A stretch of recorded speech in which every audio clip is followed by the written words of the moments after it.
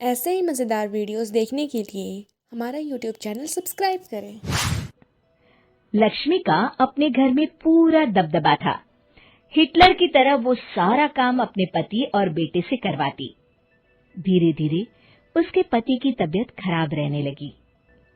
सुनो जी, अब आप बुजुर्ग हो गए हो, काम में भी अब हाथ आपके फुर्ती से नहीं चलते। अरे भाग्यवान, भगवान से डर। तुझसे मैंने शादी अपने इकलौते बेटे के अच्छे पालन पोषण के लिए की थी, लेकिन तूने तो उसका बेड़ा गर्क कर दिया। मैंने क्या किया? पढ़ाया लिखाया, अब नौकरी नहीं लग रही तो मैं कैसे जिम्मेदार हो गई? अब घर में बैठकर रोटी तोड़ रहा था तो मैंने कहा काम ही कर ले। एक तो भला करो और ऊपर से बातें सुनो। तभी सारंग वहां आ जाता है। बहुत भूख लगी है माँ, कुछ खाने को दे दो। अब तुम्हारे पापा का हाथ तो चल नहीं रहा है। मैं ही जा रही हूँ आज किचन में, बनाती हूँ कुछ। हे भगवान, कैसे होगा इतना काम मुझसे? लक्ष्मी किचन में काम कर रही होती है कि तभी अचानक उसे आइडिया आता है।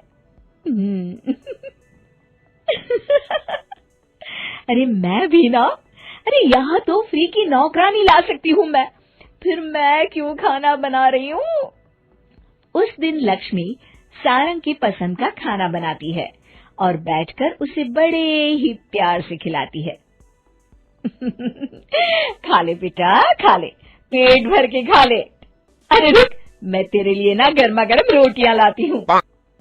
सारंग और उसके पिता एक दूसरे की ओर बड़े ही हैरानी से देखते हैं। बेटा सारंग, जरूर दाल में कुछ काला है, वरना ये औरत तो हमें बासी खाना भी सुकून से ना खाने दे। सुनील की बात लक्ष्मी सुन लेती है और जोर जोर से चिल्लाने लगती है। अरे हाँ, भलाई का तो जमाना ही नहीं रहा। एक तो आग में खुद को जलाकर तुम लोगों के लिए खाना बना रही हूँ और ऊपर से तुम्हें दाल काली लग रही है। अरे माँ, पिताजी का ये मतलब नहीं था, तुम बुरा मत मानो। अरे हाँ बेटा, तू कहता है तो मान लेती हूँ। लक्ष्मी सारंग के पास बड़े ही प्यार से बैठ जाती है और फिर कहती है, बेटा मैंने ना तेरी शादी करने की सोच ली है। अब तेरे पिताजी के हाथ भी नहीं चलते, तो सोच रही हूँ तेरे लिए बीवी ले आऊं। अब पता नहीं ना मैं भी कब मर जाऊं। अब ऐसे भाग्य भी कहाँ है हमारे। क्या कहा? अरे हाँ, तुम तो चाहते ही हो कि मैं मर जाऊं, लेकिन मैं अपनी प्यारी बहू का चेहरा देखे बिना नहीं मरूंगी। हाँ माँ, शादी तो मैं कर लूं, लेकिन मैं नौकरी नहीं करता, फिर कोई क्यों देगा मुझे अपनी बेटी? अरे क्यों नहीं देगा बेटी?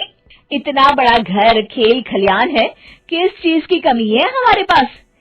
जो आएगी राज करेगी, राज। हम तो ना कर पाए राज, ये बोलो कि एक और नौकर तुम्हारे पास आ जाएगा। मैं कहती हूँ चुप हो जाओ।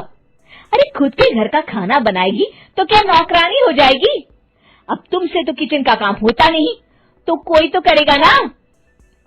ठीक है माँ, तुम जैसा सही समझो बस। अब मेरी एक शर्त है, लड़की जो भी हो वो दिखने में कैसी भी हो या कहीं की भी हो, बस पढ़ी लिखी होनी चाहिए। अरे हाँ, ला देंगे पढ़ी लिखी बेटा, मैंने कौन सा काम करवाना है उससे। हाँ। और फिर एक दिन पास के गांव की ही रति से सारंग की शादी हो जाती है। रति दिखने में बहुत ही सुंदर थी, साथ ही साथ काफी पढ़ी लिखी थी। रति को लक्ष्मी के सौतेले होने की बात पता नहीं थी।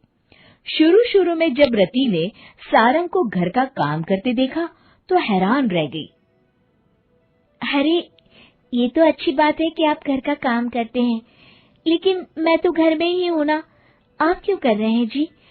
जाइए आप नौकरी के लिए अप्लाई कीजिए ना। तभी लक्ष्मी वहां आ जाती है। अरे रति बहू, करने दे उसे काम। और हाँ, मेरे घर के कुछ नियम है, कायदे हैं, यहाँ बीच में ना ही बोलो तो तुम्हारे लिए अच्छा होगा। रति को लक्ष्मी की बात कुछ अजीब सी लगती है। वो समझ नहीं पाती है कि वो ऐसा व्यवहार क्यों कर रही है, लेकिन उसे लक्ष्मी के सौतेले होने के बारे में कुछ पता नहीं चलता है। फिर एक दिन तो हद ही हो जाती है। हमारा YouTube चैनल सब्सक्राइब करें।